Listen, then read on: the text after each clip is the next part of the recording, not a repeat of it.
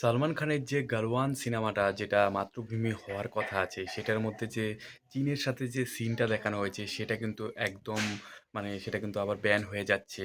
সেটাকে পরিবর্তন করা হচ্ছে, আবার নতুন করে রিস্কিপ করা হচ্ছে। সেটা কিন্তু এপ্রিলে লঞ্চ হওয়ার কথা ছিল, সেটা কিন্তু আবার পরিবর্তন হবে। কারণ বর্তমানে আমাদের চীনের সাথে খুবই ভালো সম্পর্ক। সেটা যদি অডিয়েন্সকে দেখানো যায়, সেই 'গাড়োয়ানের' সেই ঘটনাটা, চীনের সাথে খারাপ ঘটনাটা, সেটা যদি জানে তাহলে কিন্তু সেন্ট্রালের তরফ থেকে কিন্তু খারাপ একটা প্রভাব পড়বে সেটাই বলছে। সেই জন্য কিন্তু আবার এই গালওয়ান মাতৃভূমি সিনেমাটা সলমান খানের এত সুন্দর স্টাইলিশ একটা সিনেমা, সে কেন এত এরকম টাইপের একটা সিনেমার সাথে জড়িত হলো? সেন্ট্রালের তরফ থেকে বলছে যে এই সম্পূর্ণ গালওয়ানের সিনটাকে পরিবর্তন করা।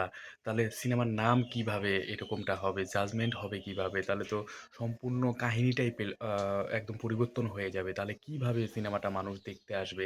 একটা সিনেমা বানানো হয়েছে গালওয়ানের ওই সিনটার উপর বেস করে, কিন্তু সেটা পরিবর্তন করে আবার অন্য করা হচ্ছে।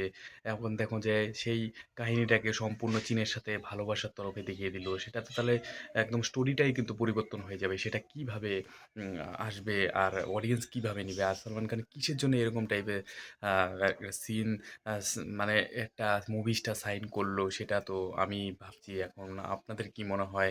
তো আমার তো মনে হচ্ছে যে এই সিনেমাটা কিন্তু কোনোভাবেই চলবে না। কারণ এটা একটা সিনেমার মধ্যে যেটা মূল বস্তু, সেটাই যদি পরিবর্তন হয়ে যায়, তাহলে লোকে কী কারণে এই সালমান খানের এই সিনেমাটা দেখবে?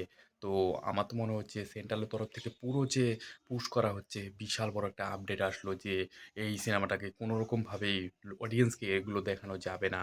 তো এখন কি করা হয়? আমার তো মনে হচ্ছে সিনেমাটা একদম টোটালি ফ্লপ হবে।